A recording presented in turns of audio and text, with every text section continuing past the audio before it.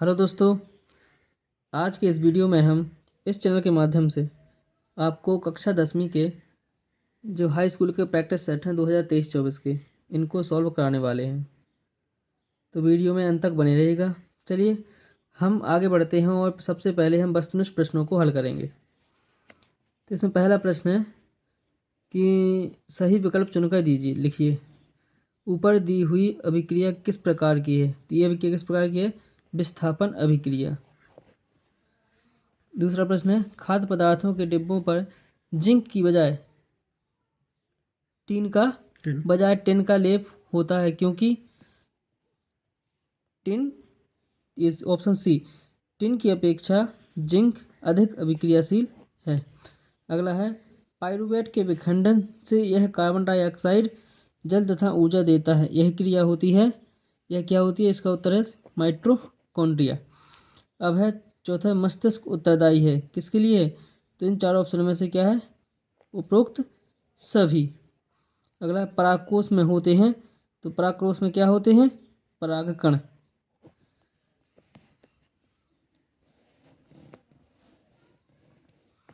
अब question number 6वां, इसमें लिखा है निम्नलिखित में से कौन सा पर्यावरणीय मित्र व्यवहार कहलाते हैं? तो इसका जो सही आंसर होगा वो होगा इसका डी, उपरोक्त सभी। अब हम आगे करने वाले हैं रिक्त स्थानों को। तो पहला प्रश्न है, संगमरमर का रासायनिक सूत्र। तो संगमरमर का रासायनिक सूत्र है CaCO3। दूसरा है, दो या दो से अधिक धातुओं का समांगी मिश्रण क्या कहलाता है? मिश्र धातु। क्या कहलाता है? मिश्र धातु। मिश्र धातु इसका सही आंसर हो जाएगा। तीसरा है, संतृप्त हाइड्रोजन कहलाते हैं। तो इसका आंसर क्या हो जाएगा? एल्केन। इसमें क्या भरेंगे? एल्केन। अगला है, अंतःस्रावी ग्रंथियों से निकलने वाला रसायन क्या कहलाता है? तो इसका सही आंसर होने वाला है हार्मोन। क्या होने वाला है? हार्मोन इसका सही आंसर होगा। अगला है, मानव नेत्र में खालिस्तान पुतली के साइज को नियंत्रित करता है। तो वो कौन होगा? परितारिका। इसका जो आंसर होगा वो होगा परितारिका। अगला है, यदि गोलीय दर्पण की वक्रता त्रिज्या 20 सेंटीमीटर है तो इसकी फोकस दूरी क्या होगी? तो इसकी फोकस दूरी होगी 10 सेंटीमीटर। अब अगला क्वेश्चन जिसमें हमें सत्य और असत्य लिखने हैं। तो पहला प्रश्न है, जिंक तथा लेड कॉपर की अपेक्षा अधिक क्रियाशील हैं। तो इसका सही आंसर होगा वो होगा सत्य। दूसरा है, बायोगैस जो CNG है उसका प्रमुख घटक ईंधन होता है। ये क्या हो जाएगा? असत्य। इसका जो प्रमुख घटक होता है वो मीथेन होता है। अगला है, वृक्क की संरचनात्मक इकाई न्यूफ्रॉन है। बिल्कुल जी, ये भी इसका क्या हो जाएगा? सत्य। अगला है, सभी अनैच्छिक क्रियाएं पश्च मस्तिष्क में स्थित मेडुला द्वारा नियंत्रित होती हैं। ये भी क्या हो जाएगा? सत्य। प्रिज्म द्वारा बैंगनी रंग का विचलन सबसे अधिक होता है। तो ये भी क्या हो जाएगा? सॉरी, ये पांचवा रह गया। विद्युत धारा मापने के लिए वोल्ट मीटर का प्रयोग किया जाता है। तो ये भी क्या हो जाएगा? सत्य। और इसी प्रकार ये 6वां भी क्या हुआ? सत्य। अब आगे की ओर बढ़ते हैं और हम देखते हैं सही जोड़ियों को। सही जोड़ी में पहले लिखा है टमाटर। टमाटर की जोड़ी हम किससे मिलाएंगे? टमाटर में क्या पाया था? ऑक्जेलिक अम्ल। तो टमाटर की क्या हुई जोड़ी? ऑक्जेलिक अम्ल। दूसरा है, सामान्य रक्तदाब। सामान्य रक्तदाब कितना होता है हमारा? 120 से 180। तो ये हो गया उसकी दूसरी जोड़ी। अब तीसरा है, पादप हार्मोन। तो इसमें से हमें दिखाना है कि कौन सा पादप हार्मोन है। तो इसमें दिया गया है साइटोकाइनिन। साइटोकाइनिन जो है एक पादप हार्मोन है। अगला है, विद्युत धारा का चुंबकीय प्रभाव। विद्युत धारा का चुंबकीय प्रभाव कौन दर्शाता है? तो ओस्टेड। इसका सही आंसर क्या हो जाएगा? ओस्टेड। अगला है, अपवर्तन। अपवर्तन सॉरी, इसके पहले 5वां क्वेश्चन रह गया, अनुवांशिक पदार्थ। अनुवांशिक पदार्थ किसको दर्शाता है? ये DNA है, उसका सही आंसर हो जाएगा। अगर अपवर्तन, अपवर्तन का सही आंसर क्या हो जाएगा? स्नेल का नियम। इस प्रकार से हम ये सही जोड़ी कंप्लीट कर सकते हैं। अब इसके बाद आते हैं, अब नेक्स्ट की ओर चलते हैं जिसमें है एक शब्द में उत्तर। तो पहला लिखा है कि CaOCl2 यौगिक का प्रचलित नाम क्या है? तो आप देख सकते हैं कि CaOCl2 का प्रचलित नाम होता है विरंजक चूर्ण। नेक्स्ट क्वेश्चन है कि रुधिर प्लेटलेट का एक कार्य है, लिखिए। तो हम क्या लिखेंगे उसमें? रुधिर प्लेटलेट एक कार्य क्या लिखेंगे? रक्त स्राव को रोकना, ये उनका कार्य है। अगला क्वेश्चन है वंशागत लक्षण का एक उदाहरण दीजिए। तो इसका सही उत्तर क्या होगा? सही उत्तर होगा इसमें आँख का रंग और बीजों का रंग। नेक्स्ट क्वेश्चन है विद्युत बल्ब के तंतुओं को बनाने के लिए किस धातु का उपयोग किया जाता है? तो इसका सही उत्तर क्या हो जाएगा?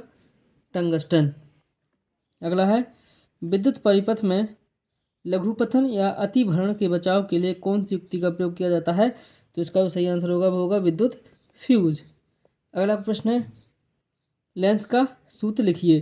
तो लेंस का जो सूत्र है उसके लिए आप क्या लिखेंगे? 1/F बराबर 1/V माइनस 1/U। तो जैसा कि आपने देखा कि हमने सभी वस्तुनिष्ठ प्रश्नों को हल कर लिया है। अब हम इसमें इनके बड़े बड़े प्रश्नों के आंसर लिखेंगे। तो आप वीडियो को पॉज करके लिख सकते हैं आंसर, या फिर स्क्रीनशॉट लेकर भी उन आंसर के प्रश्नों के उत्तर लिख सकते हैं।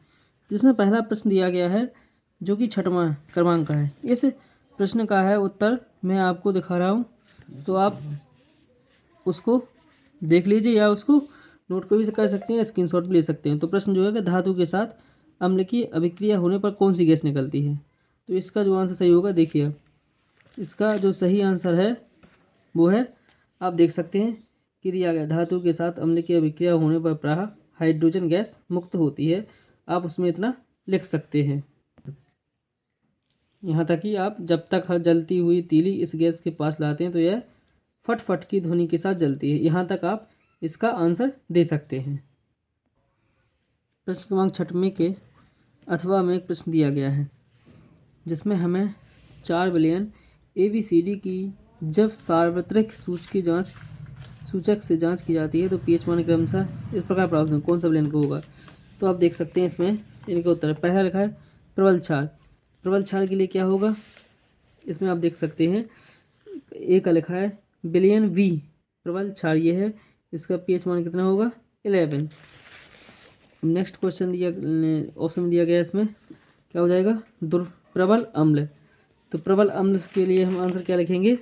इसमें लिखा है विलयन A प्रबल अम्ल है, इसका pH कितना होगा? 1। नेक्स्ट ऑप्शन इसमें उदासीन। सी वाले में क्या लिखेंगे? क्या लिखा है? उदासीन। तो इसका उत्तर हम क्या लिखेंगे? विलयन C उदासीन है, इसका pH मान कितना होगा? 7। अब है ऑप्शन डी। ऑप्शन डी में लिखा है दुर्बल क्षार। तो इसके लिए हम क्या लिखेंगे? विलयन D दुर्बल क्षारीय है, इसका pH मान कितना होगा? 9। अगला प्रश्न है 7 नंबर में उदासीनीकरण अभिक्रिया क्या है? इसका उदाहरण लिखिए।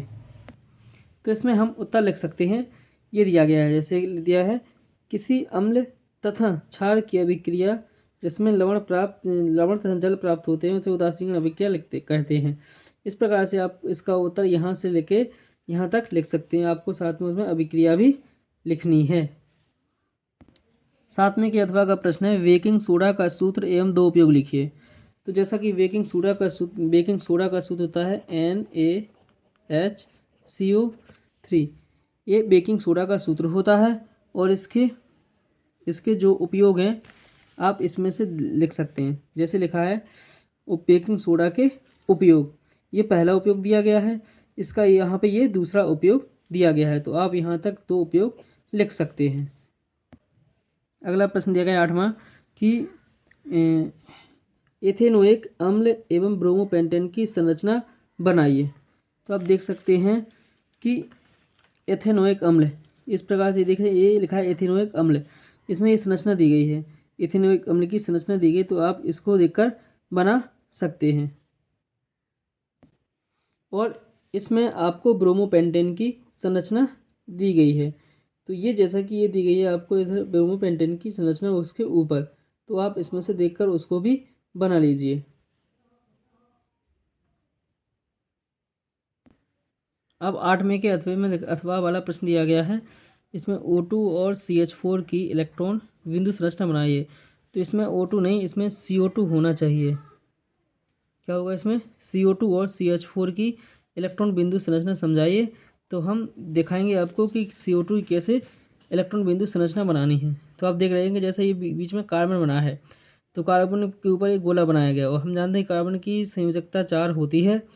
तो इस प्रकार से ये कार्बन और ऑक्सीजन के बीच में आपस में बंध बनाए गए और इनकी ये इलेक्ट्रॉन रखे गए हैं और इनकी बिंदु संरचना बनी है। तो आप इसको देखकर बना सकते हैं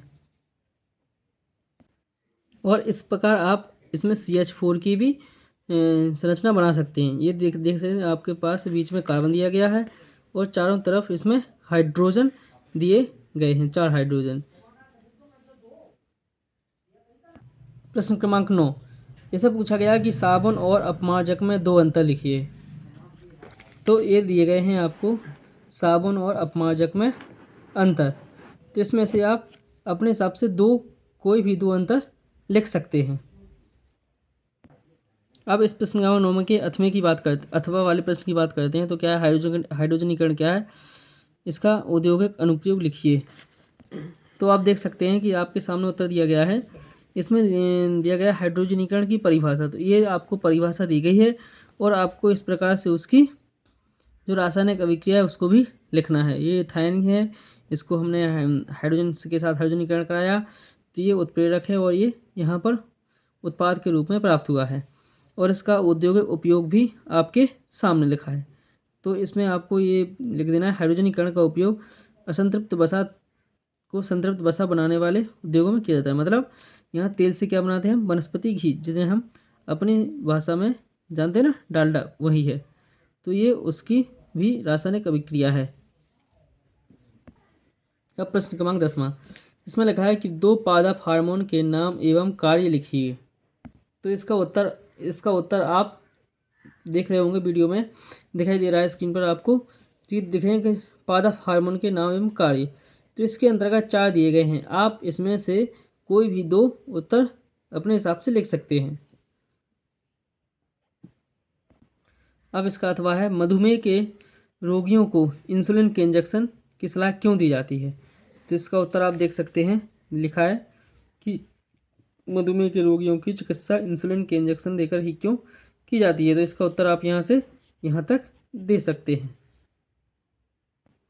अब आप प्रश्न क्रमांक 11 देख सकते हैं, लिखा है विखंडन और बहुखंडन से किस प्रकार भिन्न है। तो आपको लगभग इनमें अंतर दिखाना है। तो देखिए, हम दिखाएंगे आपको अंतर, वहीं से आप लिख भी सकते हैं उसको। जैसा कि आप इसमें देख सकते हैं कि विखंडन लिखा है, तो विखंडन की जगह यहाँ द्विखंडन होना चाहिए। तो अपन को द्विखंडन और बहुखंडन में अंतर दिखाना है। तो ये रहा आपका द्विखंडन और बहुखंडन में अंतर। तो लिखा है कि जैसे द्विखंडन में लिखना है, द्विखंडन विधि में कोई भी जीव एक कोशिका से 2 कोशिकाओं में विभाजित हो जाता है। ये हो गया द्विखंडन। और बहुखंडन में क्या लिखा है? बहुखंडन विधि में एक कोशिका कई संतति कोशिकाओं में विभाजित होती है। तो इस प्रकार से आप इसमें द्विखंडन में ये लिख सकते हैं और बहुखंडन में इनको भी लिख सकते हैं। अब प्रश्न क्रमांक 11 के अथवा की ओर चलते हैं। तो इसमें लिखा है कि कायिक प्रवर्धन क्या है, इसके 2 लाभ लिखिए। तो पहले इसमें हमें कायिक प्रवर्धन की परिभाषा लिखनी है और उसके 2 लाभ भी देने हैं। तो देख सकते हैं आपके सामने कायिक प्रवर्धन की परिभाषा आ गई। तो उसमें लिखा है, ये है कायिक प्रवर्धन क्या होता है। लिखा है ना, कायिक प्रवर्धन जब मनुष्य कृत्रिम रूप से पौधों के विभिन्न भागों से नवीन पौधों की पैदा करता है, तो इस प्रकार को कायिक प्रवर्धन या कृत्रिम अलैंगिक जनन कहते हैं। अब हमें इनके लाभ भी लिखने हैं। तो इसके लाभ आप यहाँ से लिख सकते हैं। ये दिए गए हैं कायिक प्रवर्धन के लाभ। ये इसका पहला लाभ है और इसका दूसरा लाभ है। तो यहाँ से आप इनके लाभ भी लिख सकते हैं। अब अगला प्रश्न है 12वां, विभिन्नताओं से उत्पन्न होने से किसी स्पीशीज का अस्तित्व किस प्रकार बढ़ जाता है। इसका उत्तर लिखना है हमें। चलिए दिखाते हैं हम आपको इसका उत्तर। तो आप देख रहे होंगे आपके सामने उत्तर आ चुका है। लिखा है विभिन्नताओं से उत्पन्न होने से किसी स्पीशीज का अस्तित्व किस प्रकार बढ़ जाता है, और ये उत्तर दिया गया है इसका। यहाँ से लेकर आपको यहाँ तक इसके उत्तर को लिखना है। तो आप बिल्कुल लिख लीजिए इसको अभी के अभी। अब अगला क्वेश्चन है इसी के अथवा वाला। एक अध्ययन से पता चलता है कि हल्के रंग की आंखों वाले बच्चे, इसका जो उत्तर है आपकी टेलीविज़न स्क्रीन पर अब रहा। जैसा कि आप देख सकते हैं कि आपके सामने इसका उत्तर आ चुका है, तो आप वहां से इसका उत्तर लिख सकते हैं। ये दिखा यहाँ दिया गया है ये उत्तर, यहाँ से यहाँ तक आप इसका उत्तर लिख सकते हैं।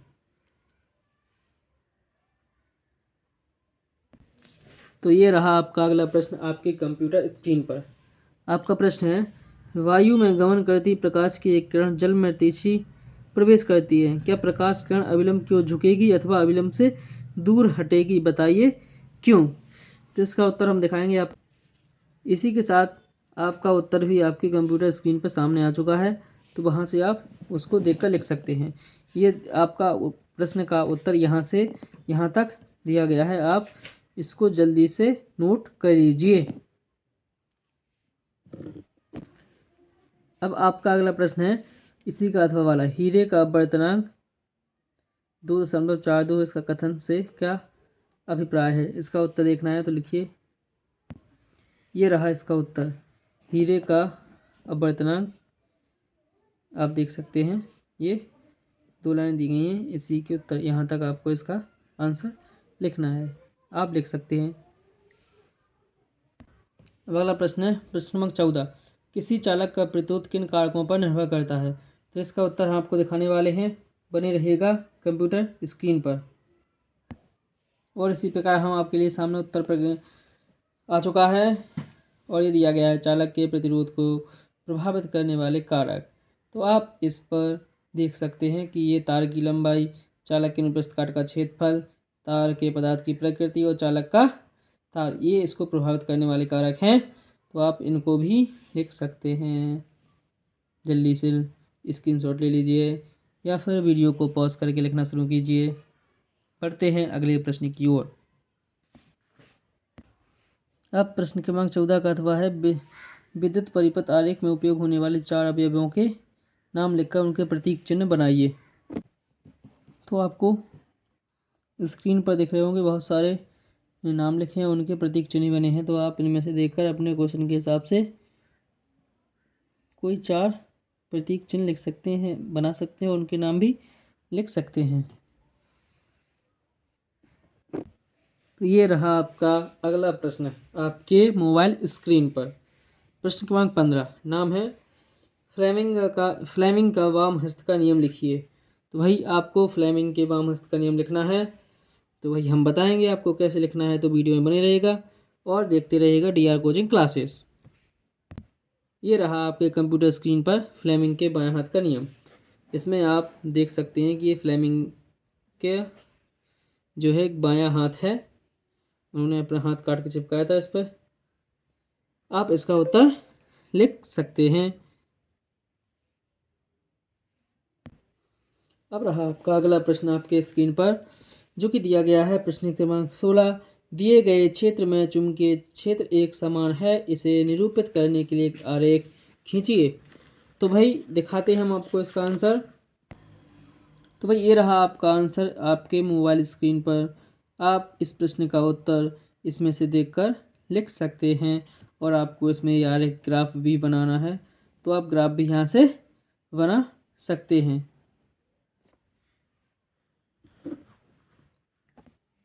अगला प्रश्न है 16वें का, अथवा किसी क्षण चुंबक के चारों ओर चुंबकीय क्षेत्र रेखाएं खींचे। तो इसका उत्तर आपको दिखाएंगे हम थोड़ी देर बाद। थोड़ी बात क्यों, अभी दिखा रहे, लो देख लो। ये रहा आपका उत्तर, किसी क्षण चुंबक के चारों ओर चुंबकीय क्षेत्र की रेखाएं। ये आपको इस प्रकार से ग्राफ बनाना है, इसकी रेखाएं दिखानी है, तो आप इसको बिल्कुल बना सकते हैं, जल्दी से बना भी लीजिए। ये रहा प्रश्न क्रमांक 17 अब आपके कंप्यूटर स्क्रीन पर। ये जो प्रश्न है ये आपको देगा 7 लाख रुपए। तो प्रश्न है, पोषी स्तर क्या है। एक आहार श्रृंखला का उदाहरण दीजिए और इसमें पोषी स्तर लिखिए। चलिए भाई दिखाते हैं आपको इसका उत्तर।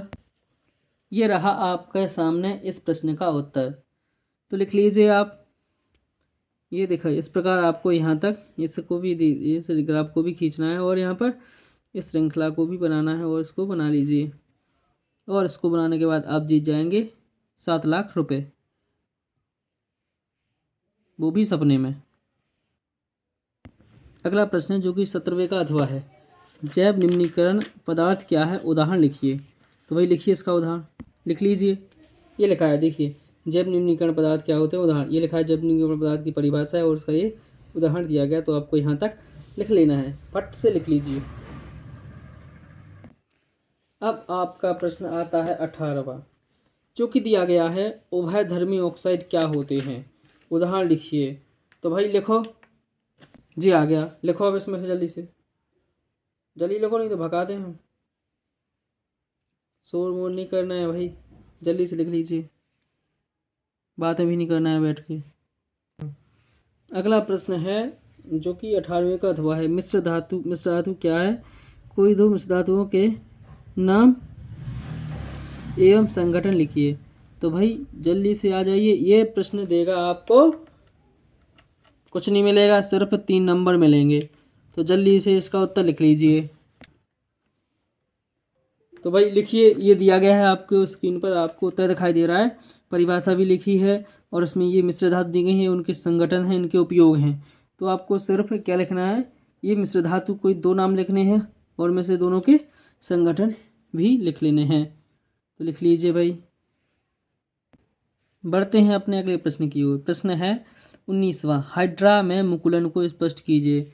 तो भाई देखिए किस प्रकार हाइड्रा में मुकुलन होता है इस वीडियो में।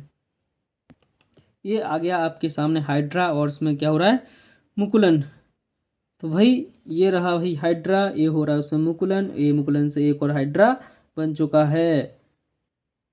तो लिख लीजिए। और भाई अभी कोई लंच नहीं होगा, खाना वाना भी नहीं जाना है खाने को, अभी सबके पास समोसे आने वाले हैं। तो वीडियो में अंत तक बने रहिएगा, जो वीडियो में अंत तक रहेगा उसको भाई समोसे मिलेंगे। खाना चाहते हो समोसे, बिल्कुल खाना चाहते हो तो कमेंट में ज़रूर लिखें और अपना पता भी लिख दें, सबके पास भेजेंगे समोसे थैला भर के। अगला प्रश्न है इसी में, पुष्प की अनुदैर्ध्य काट का नामांकित चित्र बनाइए। तो भाई देखिए, ये भेज दिया हमने आपको पुष्प, तो जल्दी से इसको छाप लीजिए। और भाई सूंघना नहीं है, सुगंध नहीं लेना है इस फूल की, नहीं तो गड़बड़ हो जाएगा। सिर्फ आपको बनाना है तो बना लीजिए। अब अगला प्रश्न है, मानव नेत्र का नामांकित चित्र बनाइए। तो ये हमने आपके सामने मानव नेत्र रख दिया है, आप इसको देखकर अपना चित्र कंप्लीट कर सकते हैं। तो जल्दी से स्क्रीनशॉट ले लीजिए, क्योंकि भाई छूट गया तो गया। हमारा अगला प्रश्न है, तारे क्यों टिमटिमाते हैं। तो भाई तारे तो बहुत दिनों से नहीं टिमटिमा रहा है, लेकिन हम जरूर आपको दिखाएंगे तारे क्यों टिमटिमाते हैं। तो लीजिए भाई, ये रहे आपके सामने तारे टिमटिमाते हुए। तो देख लीजिए आप किस प्रकार तारे टिमटिमाते हैं और क्यों टिमटिमाते हैं। तो आप यहाँ से देख सकते हैं, ये तारे टिमटिमाते हुए दिखाई दे रहे हैं। आपको ये सब लिखना है, यहाँ तक आपको इसका उत्तर देना है। ये रहा अगला प्रश्न आपके कंप्यूटर स्क्रीन पर। तो भाई इसमें प्रश्न क्रमांक 21वां है, जिसका हम अभी अथवा करने वाले हैं। आपको थोड़ी देर बाद हम इसका जो ऊपर वाला प्रश्न है इसको थोड़ी देर बाद कराएंगे, ठीक है। तो पहले हम इसका अथवा कंप्लीट करेंगे। तो भाई कंप्यूटर महाशय दिखाइए इन सबको इनका आंसर। तो लीजिए, कंप्यूटर महाशय ने आपका उत्तर आपके सामने रख दिया है। तो आप इसमें ऊष्माक्षेपी और ऊष्माशोषी विक्रियाओं की परिभाषा समेत उदाहरणों के लिख सकते हैं, ठीक है। चलिए बढ़ते हैं अगले प्रश्न की ओर। अगला प्रश्न है, धमनी एवं स्राव में कोई अंतर लिखिए 4। तो ये रहे आपके अंतर 4, इनको लिख लिए जल्दी से 4, फटाफट लिखिए, come on do it fast. तो वही अगला प्रश्न है, वायवी अवायवी श्वसन में कोई 4 अंतर लिखिए। तो भाई इसका उत्तर हम आपके सामने रखते हैं अभी। तो ये देख सकते हैं आपके सामने आप आ चुका है वायवीय अवायवीय श्वसन में अंतर। यहाँ से आप इसको लिख सकते हैं। ये यहाँ पर आपको 2 ही अंतर दिखाए जा रहे हैं, अभी आपको 2 और दिखाए जाएंगे। लीजिए, आ चुके हैं। हमने आपको 2 बोला था, अब हम आपको 4 दिखाएंगे। तो 2 और 4 मिला के आपके सामने में 6 अंतर रख दिए हैं। आप अपने हिसाब से कहीं भी 4 उत्तर, कोई भी 4 अंतर लिख सकते हैं। अगला प्रश्न है 23वां। आयताकार कांच की गुटकी से अपवर्तन का आरेख खींचकर अपवर्तन के नियम लिखिए। तो आपके सामने उत्तर दिखा रहे हैं हम। ये इसका आरेख है, आप इसको बना लीजिए। इसके बाद हम इसके नियम भी आपको दिखाने वाले हैं। तो ये आपका आरेख दिया गया है स्क्रीन पर, आप इसे देखकर बना सकते हैं। चलिए दिखाते हैं, इसके अब नियम भी आपको दिखाएंगे हम। उसके आगे का उत्तर इसमें दिया गया है, आप इसको जल्दी से लिख लीजिए, पढ़ लीजिए, जो भी करना है कर लीजिए। हम तो आगे बढ़ने वाले हैं, तो जल्दी से वीडियो को पॉज कीजिए, स्क्रीनशॉट लीजिए, लेकिन उत्तर को लिखना ज़रूरी है। अगला प्रश्न है इसी का, अथवा लेंस की क्षमता क्या है, इसका मात्रक लिखिए। तो वही इसमें 2 प्रश्न है, ए और बी। तो आपको पहले हम ए का उत्तर दिखाएंगे। आपके सामने प्रश्न ए का उत्तर का है, लेंस की क्षमता को परिभाषित कीजिए। बस इसमें मात्रक नहीं लिखा है, तो मात्रक आप नोट कर दीजिए, मैं बोल रहा हूँ। लेंस की क्षमता का जो मात्रक होता है वो होता है डायोप्टर। क्या होता है? डायोप्टर। आप लिख सकते हैं डायोप्टर, मैं लिख के भी दिखा रहा हूँ आपको। इस प्रकार आपको उसका क्षमता का, लेंस की क्षमता का मात्रक डायोप्टर आप लिख सकते हैं। ये इसका उत्तर हो जाएगा। इसका जो बी है, इसमें लिखा है अवतल दर्पण के उपयोग लिखिए, कोई 2 लिख लीजिए। आप देख सकते हैं अवतल दर्पण के उपयोग ये लिखे हैं, लिख लीजिए। इस प्रकार आप इस प्रश्न पत्र को हल कर सकते हैं। और ये हमारा अंतिम प्रश्न था, जो हमने आपको हल करके दिखा दिया है। अंतिम नहीं, अभी हमारे पास एक और प्रश्न बचा है, तो वीडियो में बने रहिएगा। चलिए हम उस प्रश्न को भी अब हल करते हैं। तो भाइयों आ जाइए, अब अपन प्रश्न क्रमांक 21 में की रिएक्शंस को हल करेंगे और इन्हें संतुलित समीकरण के रूप में भी लिखेंगे। ठीक है, तो इसमें देखिए क्रमशः दी गई है हाइड्रोजन क्लोरीन, हाइड्रोजन क्लोराइड। ठीक है, तो प्रश्न को आप अच्छे से पढ़ लीजिए, हम सिर्फ आपको उत्तर दिखाएंगे, तो आप ज़रूर से इस प्रश्न को सामने रख के उत्तर हल कर सकते हैं। तो पहला जो प्रश्न है उसमें लिखा है, हमें हाइड्रोजन की क्लोराइड से क्रिया करके क्या बनाना है, हाइड्रोजन क्लोराइड। तो ये हाइड्रोजन है, ये क्लोरीन है, इनसे मिलकर क्या बना, ये HCl लिखा है, तो क्या बना 2HCl, मतलब हाइड्रोजन क्लोराइड। यहाँ संतुलित करके देखते हैं, तो यहाँ हाइड्रोजन कितने हैं, 2, यहाँ क्लोरीन कितने हैं, 2।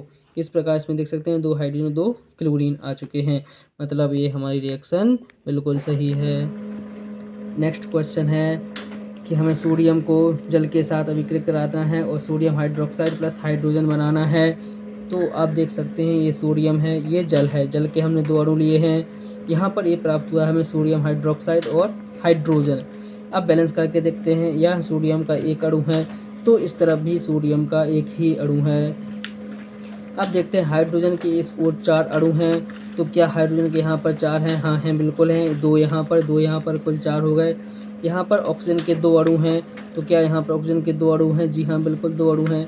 तो इस प्रकार ये भी रिएक्शन हमारी संतुलित हो चुकी है। अगला है कैल्शियम ऑक्साइड प्लस जल, इधर है कैल्शियम हाइड्रोक्साइड प्लस ऊष्मा। तो यहाँ कैल्शियम का एक अणु है, यहाँ कैल्शियम का एक अणु है, यहाँ पर ऑक्सीजन के एक और एक 2 अणु हैं, तो यहाँ पर भी ऑक्सीजन के 2 अणु हैं, यहाँ पर हाइड्रोजन के 2 अणु हैं, और यहाँ भी देख चुके हैं कि आप हाइड्रोजन के 2 अणु हैं। तो इस प्रकार ये भी रिएक्शन हमारी संतुलित है। अगला है कैल्शियम कार्बोनेट। कैल्शियम कार्बोनेट यहाँ क्या है, हीट देंगे इसको तो ये टूट जाता है calcium oxide plus carbon dioxide में। तो जैसे हम इसको कैल्शियम कार्बोनेट को गर्म करेंगे तो ये कैल्शियम ऑक्साइड प्लस CO2 में टूट जाता है। तो यहाँ पर देखें कैल्शियम का एक अणु, यहाँ कैल्शियम का एक अणु, यहाँ कार्बन का एक अणु, यहाँ कार्बन का एक अणु, यहाँ ऑक्सीजन के 3 अणु, यहाँ पर 1 और 2 1 3, तो यहाँ पर भी ऑक्सीजन के 3 अणु हैं। इस प्रकार ये भी रिएक्शन क्या हो चुकी है, संतुलित हो चुकी है। तो इस प्रकार हमने इस पेपर को संपूर्ण रूप से हल कर लिया है। आशा करता हूँ कि आप लोगों को भी बहुत अच्छी तरह से समझ में आया होगा और आपने भी वीडियो को खूब एंजॉय किया होगा।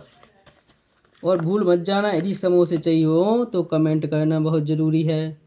तो वीडियो को लाइक कीजिएगा, कमेंट कीजिएगा, और हाँ, एक तो बहुत ज़रूरी बात है कि चैनल को सब्सक्राइब ज़रूर करना है भाई। चैनल को सब्सक्राइब नहीं करोगे तो समोसे भी नहीं मिल पाएंगे भाइयों, इसलिए चैनल को सब्सक्राइब कर लें। तो भाई बने रहेगा वीडियो में, और चैनल को सब्सक्राइब करके देखते रहिएगा DR कोचिंग क्लासेस को। और हम कोशिश करेंगे कि आपको आगे चल के सभी जो प्रैक्टिस सेट, जो अभ्यास प्रश्न पत्र हैं, इन सब के उत्तर सॉल्यूशन लेकर आएँ। तो भाई नमस्कार, जय हिंद, जय भारत, भारत माता की जय, बुंदेलखंडी में जय राम जी की।